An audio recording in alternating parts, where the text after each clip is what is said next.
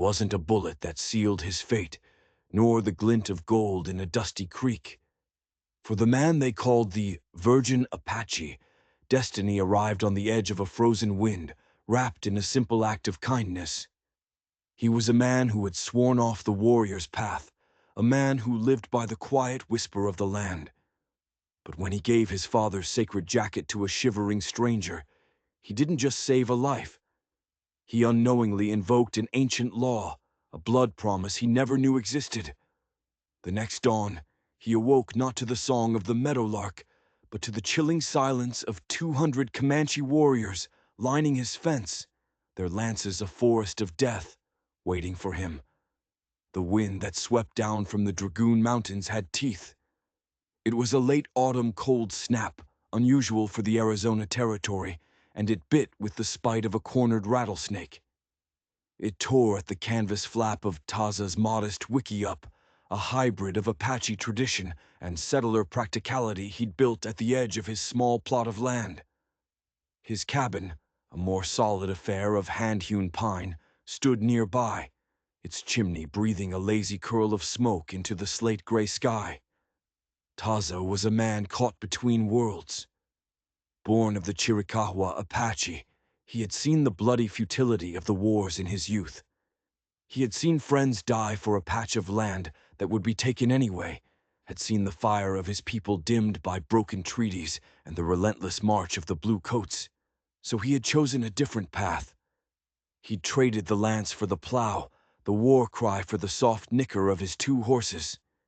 He wasn't a warrior. He had never taken a life, never painted his face for battle. The local settlers in the nearby dusty town of Harmony Creek, men like the crusty prospector Jedediah Smith, called him the Virgin Apache for it. It was meant as a slight, a jab at a man who wouldn't fight, but Taza wore the name as he wore his peace, quietly and with a strength they couldn't comprehend. His small ranch was his sanctuary, a testament to his belief that a man could live with the earth, not just on it. He worked a small claim, traded furs, and kept to himself. Sheriff Clayton Brodie, a fair-minded man who valued peace above all else, considered Taza a greater asset to the county than a dozen trigger-happy deputies. That evening, as the temperature plummeted, Taza was checking his fence line.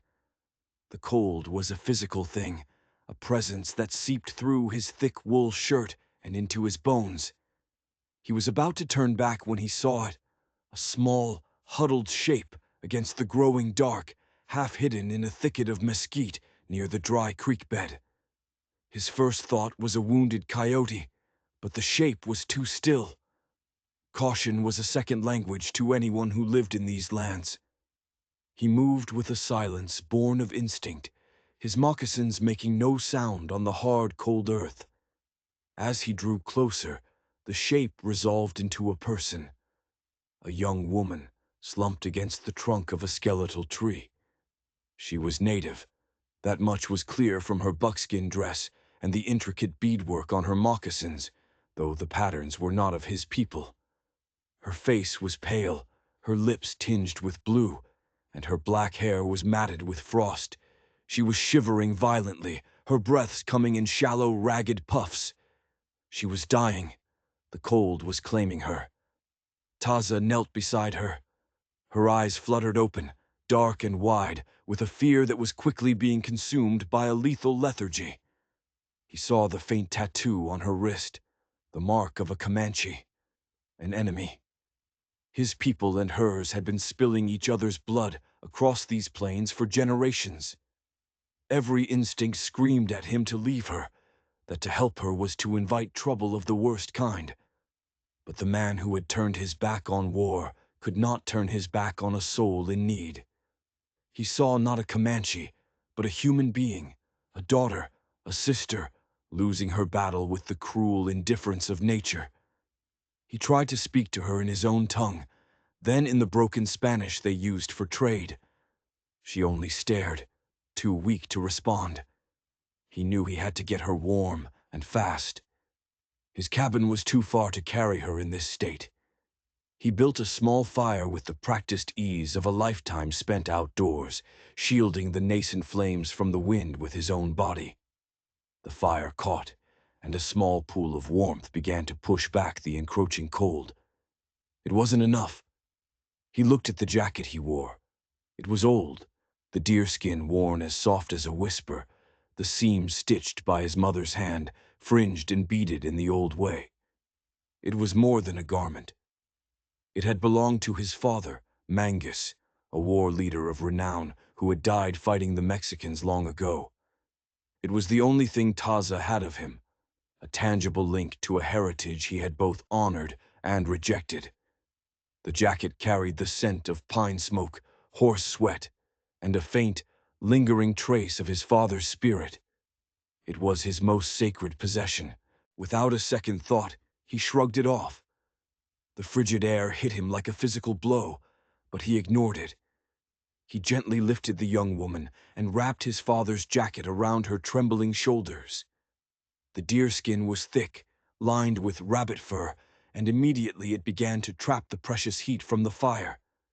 He gave her a sip of water from his canteen. Her eyes met his, and in their depths he saw a flicker of disbelief, of confusion, and then a profound, silent gratitude. He sat with her for an hour, feeding the fire until her shivering subsided into a steady, sleeping breath.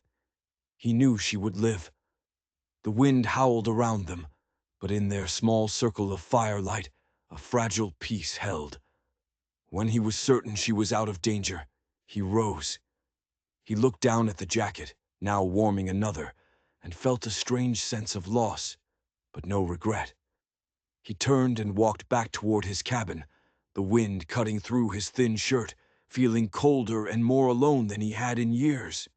He didn't know her name, nor why she was alone in Apache territory. He only knew he had done what was right. He had chosen life over old hatreds. It was the creed he lived by. He slept fitfully, the cold a constant companion in his small bunk. He dreamt of his father, not as a warrior, but as a young man, smiling as he placed the jacket on Taza's own small shoulders. He had no idea that this single act of compassion had just signed a warrant. He could never have imagined a warrant written in the ink of ancient tradition and sealed by the honor of his own father's name. The dawn broke brittle and clear. A crystalline layer of frost coated every surface, glittering like a field of diamonds under the pale morning sun. The air was so cold it hurt to breathe. Taza pulled on another shirt, his teeth chattering as he stoked the embers in his cabin stove. As the warmth began to spread, he glanced out the window, his mind on the Comanche woman. He hoped she had the sense to follow the creek bed south, back toward her own lands. What he saw stopped the breath in his lungs. His fence, the simple three-rail pine fence that marked the edge of his property, was gone. In its place stood a wall, a silent, living wall of men and horses. They were spaced with military precision, stretching from the creek to the edge of the low mesas in the east. He couldn't count them all, but his gut told him it was at least 200.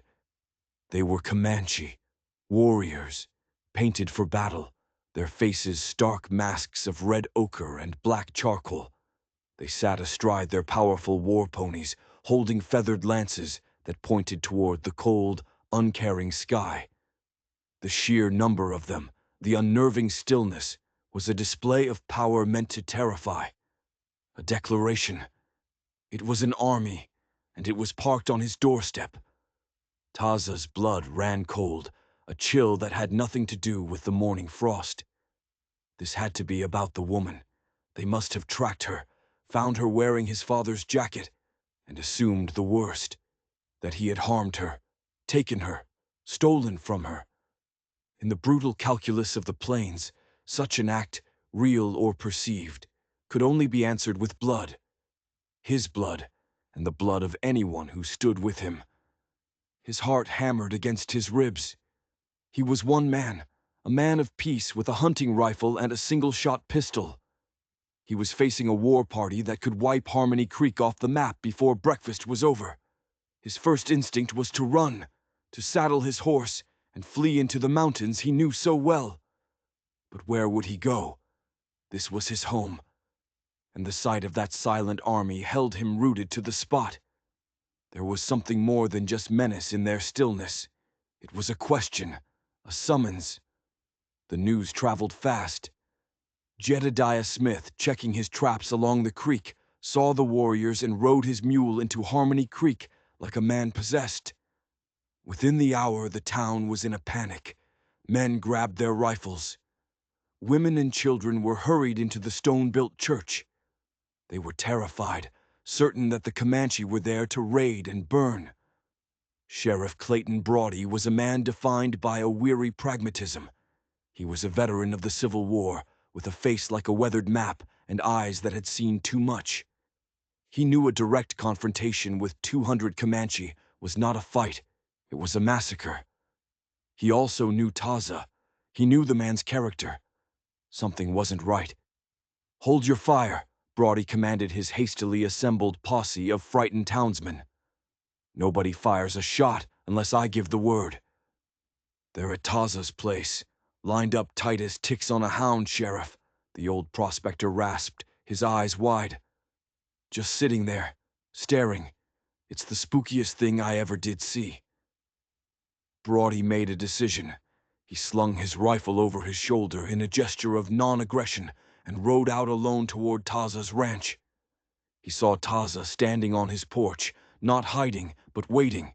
The man wasn't armed. Brodie felt a flicker of respect. Foolish, maybe, but brave.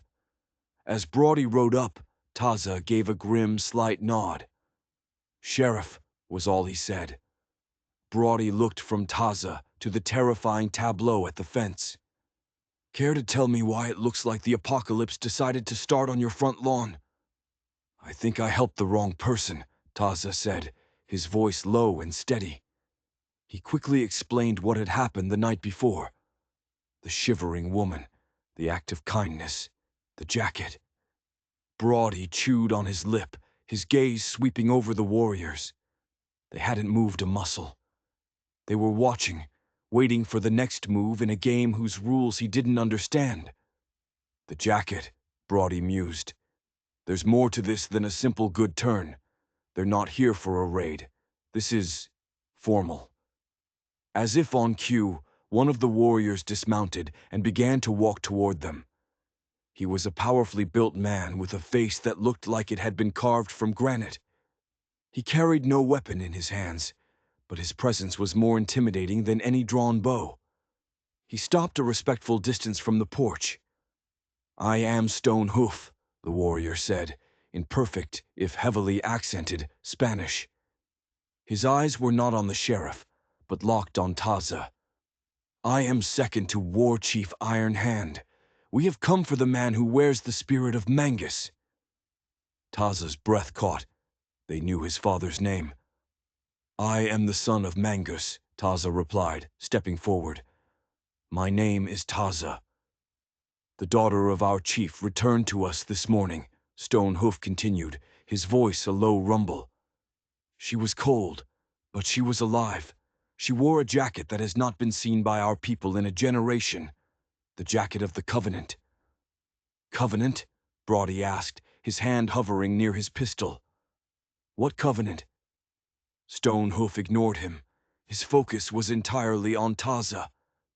"You gave the jacket of Mangus to Nia, the daughter of Iron Hand. Our law is clear. Our tradition is absolute. A sacred gift given to the daughter of the chief is a binding offer, an unbreakable vow. You have renewed the peace between the blood of Mangus and the blood of Iron Hand." Taza felt a knot of dread tighten in his stomach. "I only meant to keep her from freezing." A flicker of something, was it amusement or pity, crossed the warrior's stern face. "Your intention does not matter. The spirits do not care for intention. They care for the act. The jacket was given. The jacket was received. The vow is made." He paused, letting the weight of his next words settle in the frigid air. "You will come with us. War Chief Iron Hand wishes to see the Apache who has asked for his daughter's hand in marriage." The world seemed to tilt on its axis. Taza stared at Stonehoof, the words echoing in the silent space between them. Marriage, covenant, vow. He had performed a simple act of human decency, and in doing so, had apparently proposed marriage to the daughter of a powerful Comanche war chief. It was a twist so absurd, so utterly insane, that he might have laughed if not for the 200 spears pointed at the sky behind the warrior. Sheriff Brodie was the first to find his voice. "Now hold on just a damn minute," he said, stepping between Taza and Stonehoof. "This is a misunderstanding. He didn't know your laws. He was just being a good Samaritan." Stonehoof's gaze shifted to Brodie, and it was like being sized up by a hungry wolf. "This is not a matter for a white lawman. This is a matter of honor between two nations. The jacket you see as a piece of clothing is a living treaty to us. A generation ago, your friend's father, Mangus, met our chief, a young Iron Hand, on this very land. They were at war, their people starving, the blue coats killing them both. They made a secret peace, a covenant. Mangus gave his own jacket to Iron Hand as a symbol of his word. He promised that his bloodline would forever be friends to the bloodline of Iron Hand. It was a promise to end a century of bloodshed." Taza's mind reeled. His father, a fierce warrior, had made a secret peace with his most hated enemy.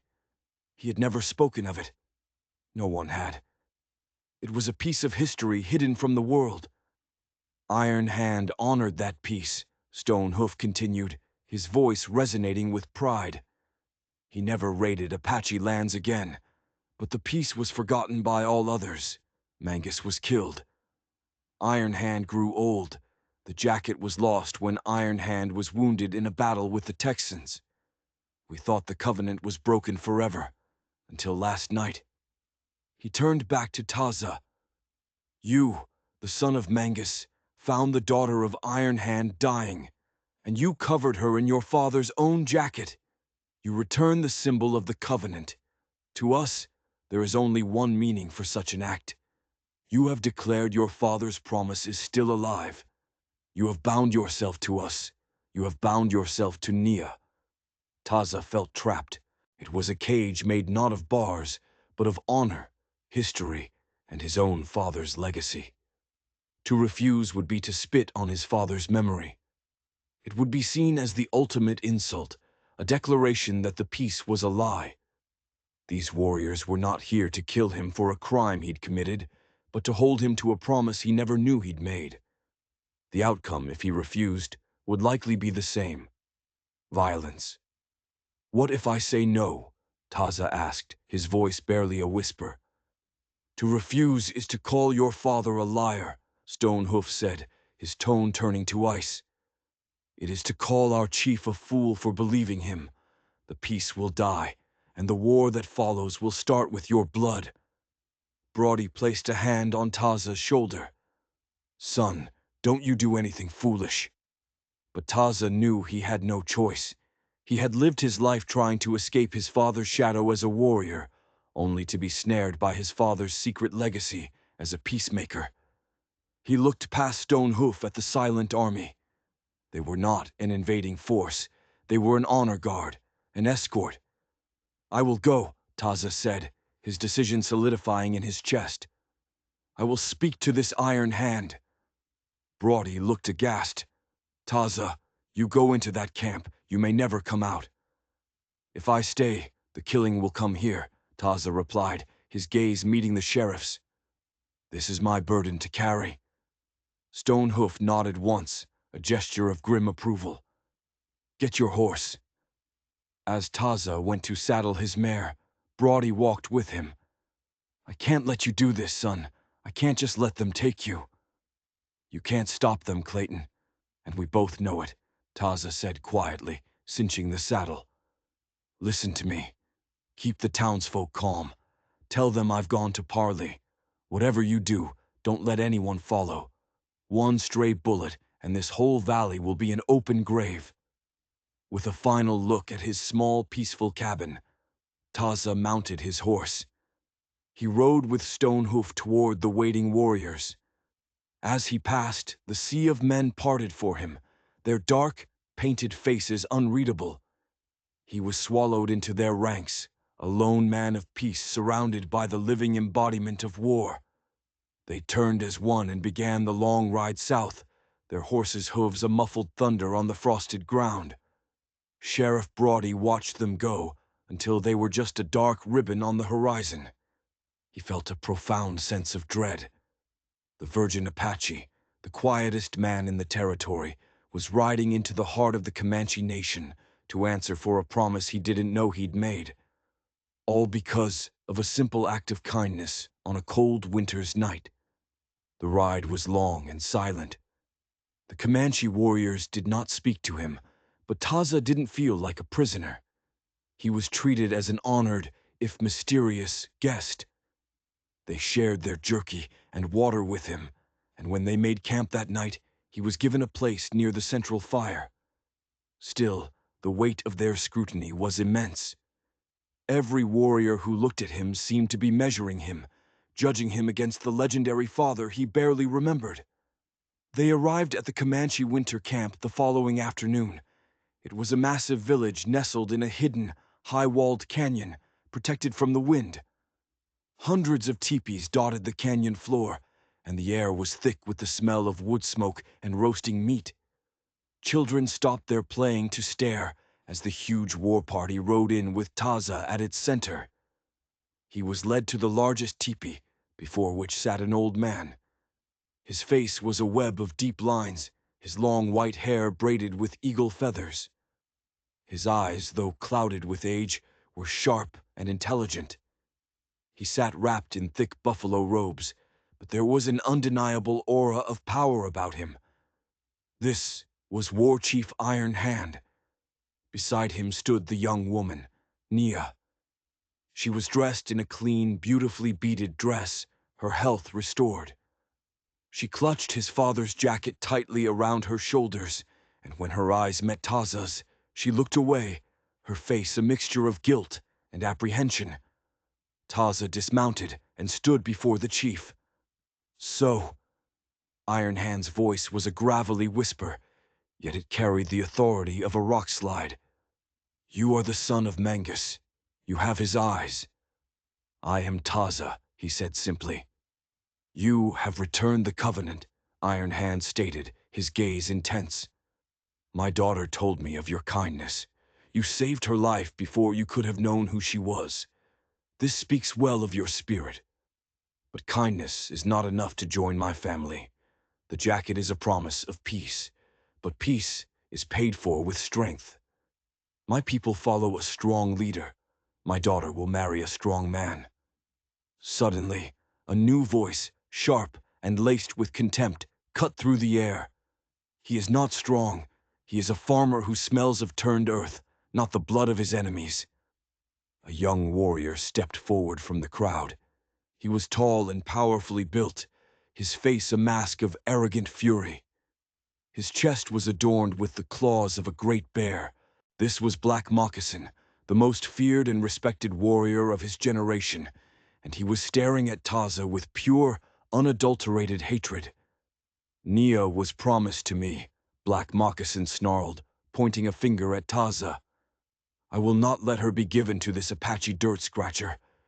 This virgin who has never seen battle. He is not worthy to carry the jacket of his father, let alone marry the daughter of our chief." The challenge hung in the air, thick and deadly. The entire camp had gone silent. Taza now understood the true nature of his predicament. He had not just walked into a political marriage.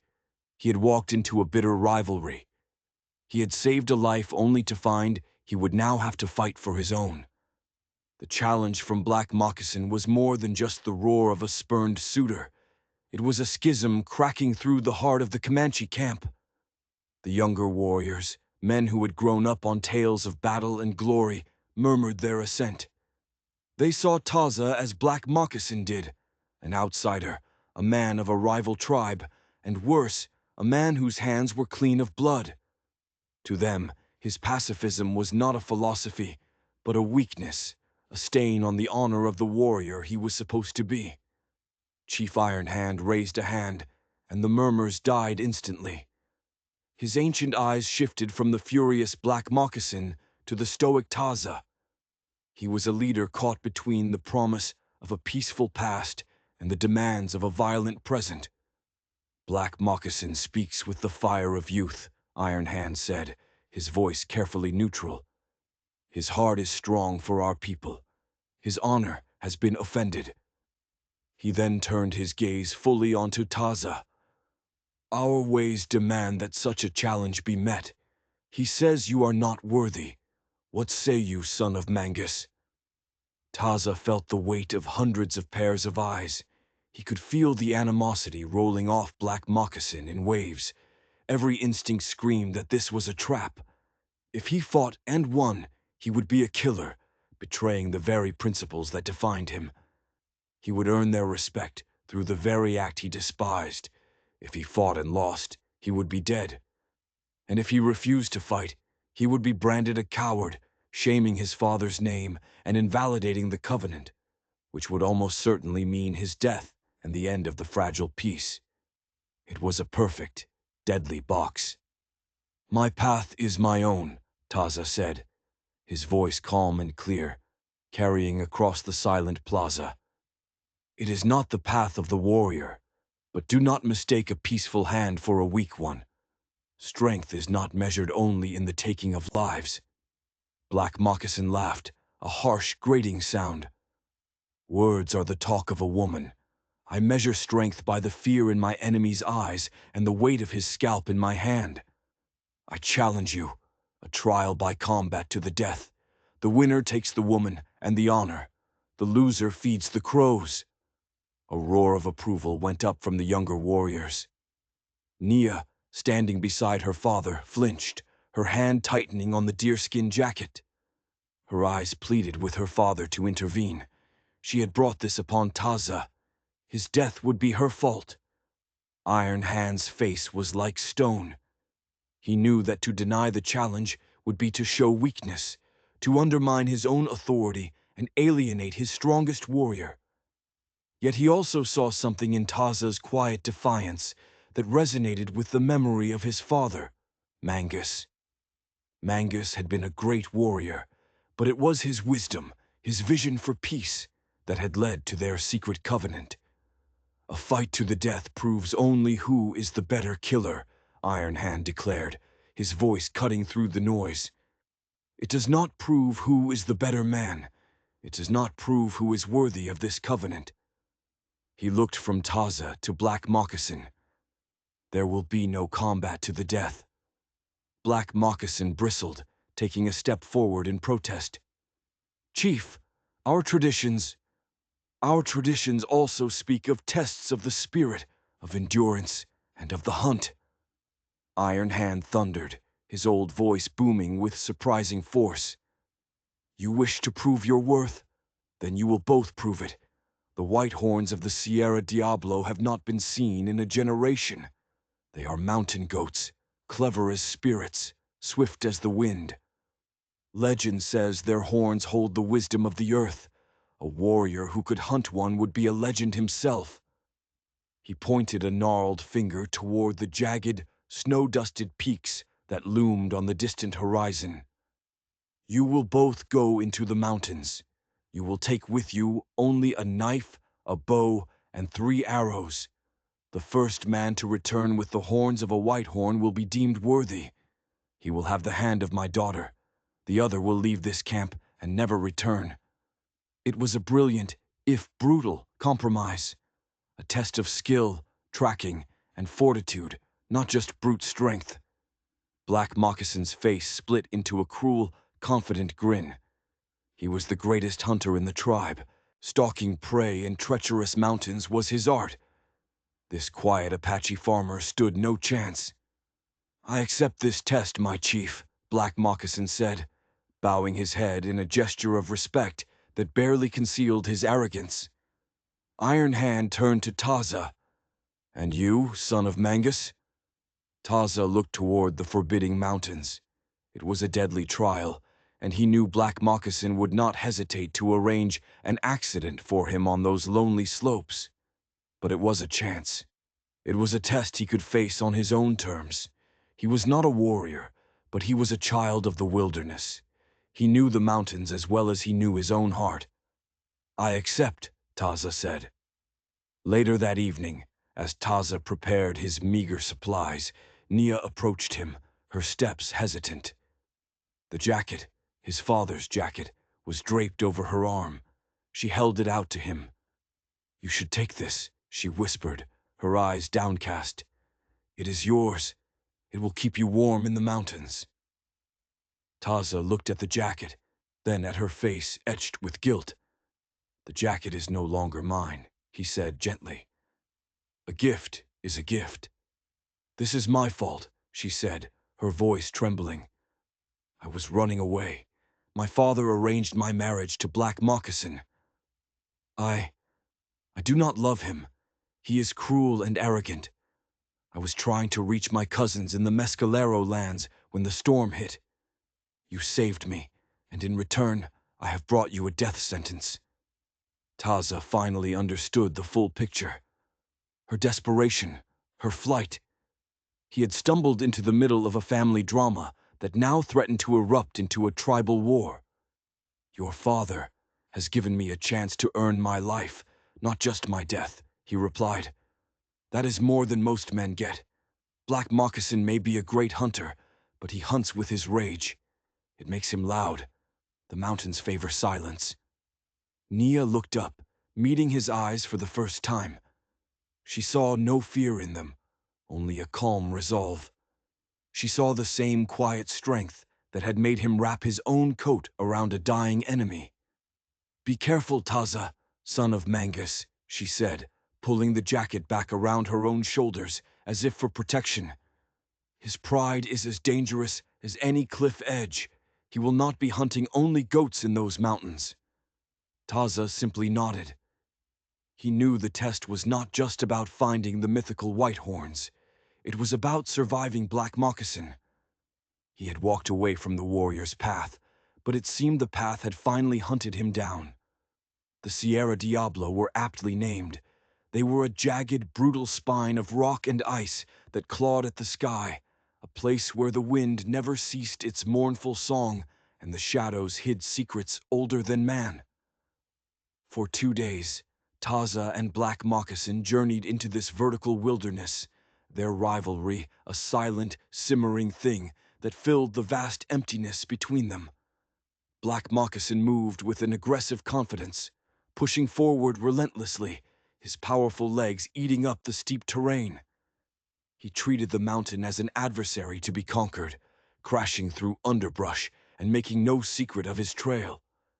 He was a hunter of the plains, used to chasing down his prey with speed and overwhelming force.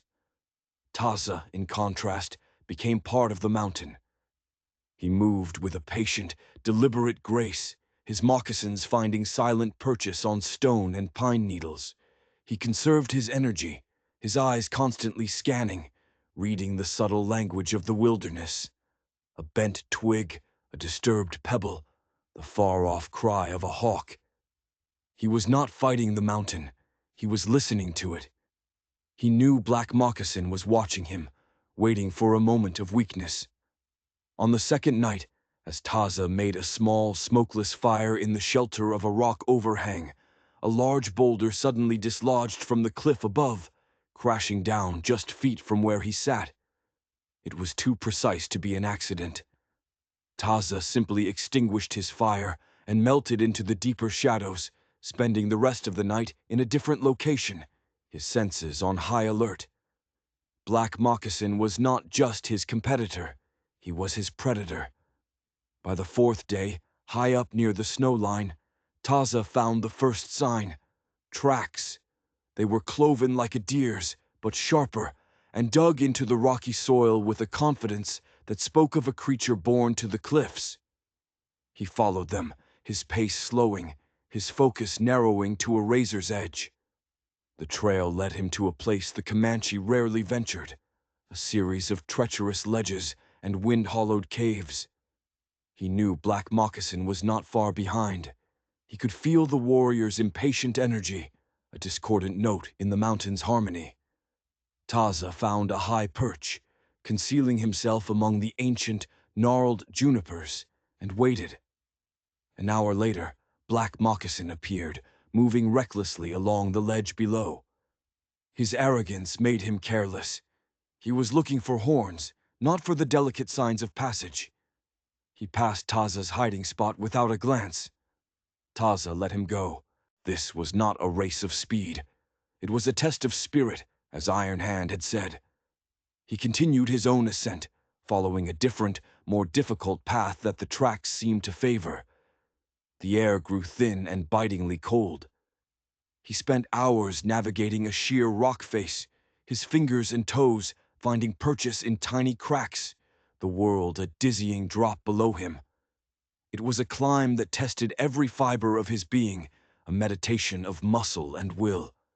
Near sunset he found them, in a high, secluded bowl of alpine meadow, grazing peacefully, was a small herd of the legendary white horns. They were magnificent, their coats a dazzling white against the gray rock, their horns long, elegant, and spiraling. They were not goats, but a rare breed of mountain antelope, believed to possess powerful spiritual medicine. Taza watched them, his heart filled not with a hunter's lust, but with a profound sense of awe. They were the spirit of the mountain made flesh. To take one would be a violation. But his life, and the fate of a fragile piece, depended on it. He chose his target, a lone, old male with a magnificent set of horns, standing apart from the herd. He began his stalk, a slow, painstaking crawl, using the terrain to mask his approach. He moved like a shadow, his breathing controlled, his mind clear. He was 50 yards away, then 40. He drew his bow, the familiar creak of the sinew, a soft prayer in the vast silence. He had one shot, one of 3 precious arrows. Suddenly, a cry of rage echoed through the high bowl. Black Moccasin burst from the rocks on the far side of the meadow, having circled around to a higher vantage point. He had seen Taza's patient stalk, and his pride could not bear it. He let out a war whoop and fired an arrow wildly into the herd. Panic erupted. The whitehorns scattered, their hooves striking sparks on the stones as they bounded with impossible agility toward the higher cliffs. Taza's target vanished in the confusion. The opportunity was lost, shattered by Black Moccasin's jealous fury. "They were mine, Apache!" Black Moccasin roared, his face contorted with rage as he scrambled down the rocks toward Taza. "You followed me. You stole my hunt." "You were loud," Taza said simply, his own disappointment a cold stone in his gut. "Your anger warned them I was here." The accusation struck a nerve. Black Moccasin's eyes blazed. "I am the greatest hunter of my people. I will not be shamed by a woman-man who talks to dirt." He lunged, not with a weapon, but with his bare hands. He was bigger and stronger than Taza, and his rage gave him the force of a grizzly. The 2 men crashed to the ground, rolling on the rocky soil. It wasn't a duel. It was a desperate, ugly brawl.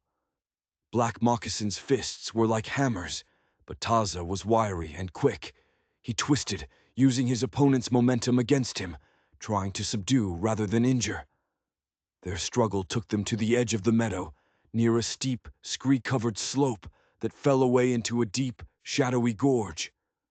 Black Moccasin, blinded by fury, threw a powerful punch. Taza ducked, and the warrior's momentum carried him forward. His feet hit the loose scree. For a moment, he balanced on the precipice, his arms windmilling wildly. His eyes widened, his anger replaced by a sudden, stark terror. Then he was gone. Taza scrambled to the edge. He saw Black Moccasin 10 feet below, his fall broken by a narrow, jutting ledge. But his leg was trapped at an unnatural angle between two sharp rocks, and the ledge itself was crumbling, showering stones into the abyss. He was alive, but pinned and helpless. Any movement could send him plunging to his death. Black Moccasin looked up at Taza, his face pale, his arrogance stripped away, replaced by the primal fear of death. He was at Taza's mercy. This was Taza's chance. He could simply walk away. He could leave his rival to his fate, return to the camp, and claim victory. No one would ever know. It would be a mountain accident. He would have Nia. He would have honor. He would have his life. All he had to do was nothing. The mountain wind whispered around him, cold and tempting. He looked at the terrified man on the ledge, the man who had tried to kill him, who had insulted him, who stood for everything he had rejected. But Taza had made his choice long ago. He had chosen peace. He had chosen life. He began to search for a way down. The descent was more dangerous than the climb. Taza had no rope, only his knife and his knowledge of the rock. He backtracked, finding a narrow fissure that snaked its way down the cliff face. He wedged his body into the crack, inching his way downward, the coarse granite tearing at his clothes and skin. Below, Black Moccasin watched his every move, his initial shock giving way to a stunned disbelief. When Taza finally reached the crumbling ledge, he saw the extent of the injury. Black Moccasin's leg was badly broken, the bone jutting against the skin. The warrior was grimacing in agony, sweat beading on his forehead despite the cold. "Why?" Black Moccasin grunted, the word a mix of pain and confusion. "Leave me. Claim your prize." "A victory born from another's death is no victory," Taza said, his voice calm as he assessed the situation. He began carefully working to free the trapped leg, testing the stability of the rocks. "Your weight is shifting the ledge. We must move quickly." The process was agonizing.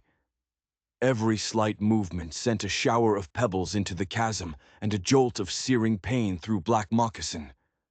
The Comanche warrior, a man who prided himself on his stoicism, bit back cries of pain, his body trembling with the effort. In that moment of shared peril, they were no longer rivals. They were two men against the mountain, and the mountain was winning. With a final wrenching effort, Taza freed the leg. Black Moccasin let out a strangled gasp, nearly fainting from the pain. The ledge groaned ominously beneath them. "We have to climb," Taza stated. "Now." "I cannot," Black Moccasin gritted out, gesturing to his mangled leg. "My leg is dust. Save yourself." Taza looked up the sheer cliff face they had to ascend.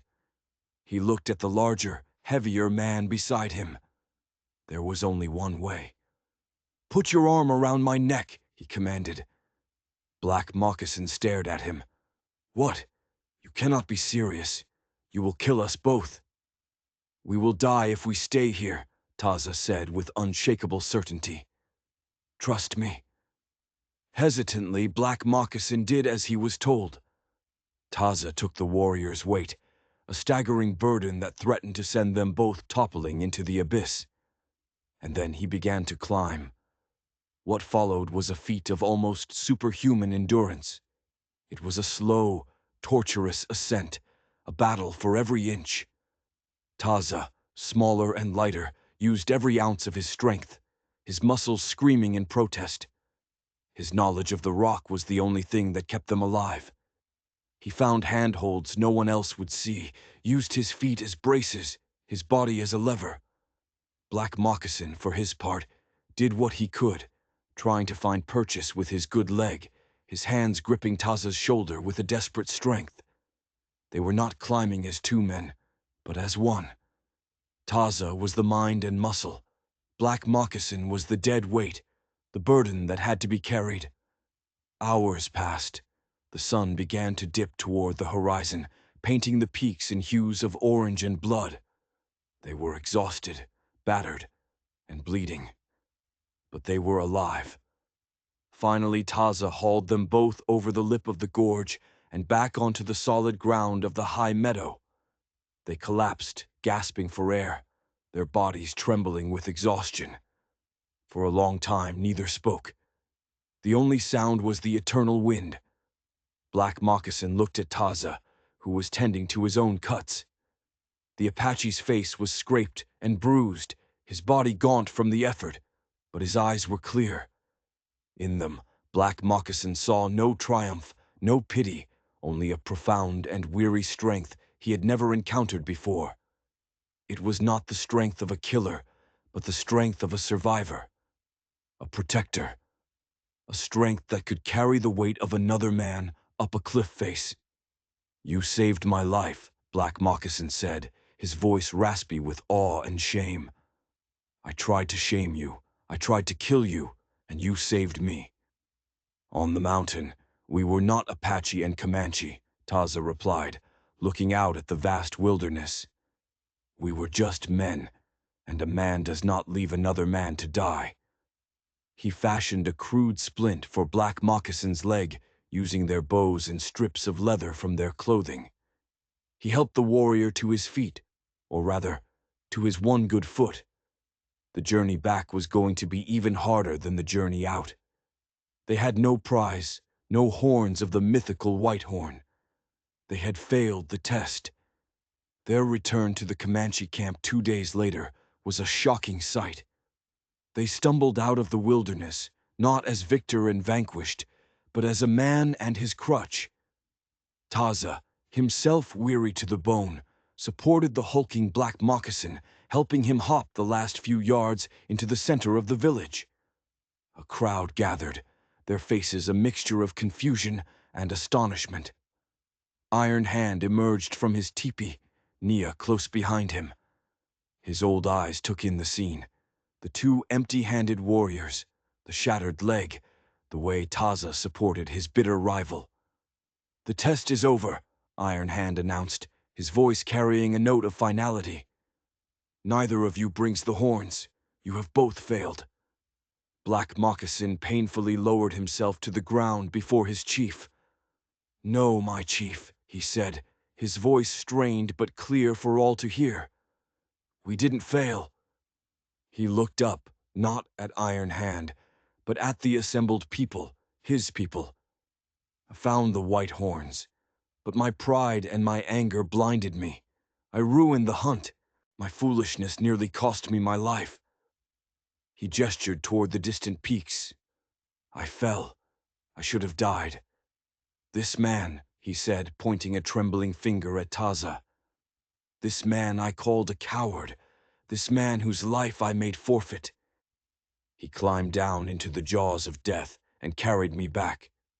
He took a deep breath, the confession costing him everything his pride had once held dear. "I measured strength by the ability to take a life. Taza, son of Mangus, has shown me a greater strength, the strength to save one. The test was to find the spirit of the mountain. I sought it on the hunt. He showed it in his heart. He is the one who is worthy." A stunned silence fell over the camp. Nia stared at Taza, her eyes shining with tears. Chief Iron Hand looked at the two young men, then at the deerskin jacket that Nia still wore. He saw the truth. The covenant was not about a marriage, not about a hunt.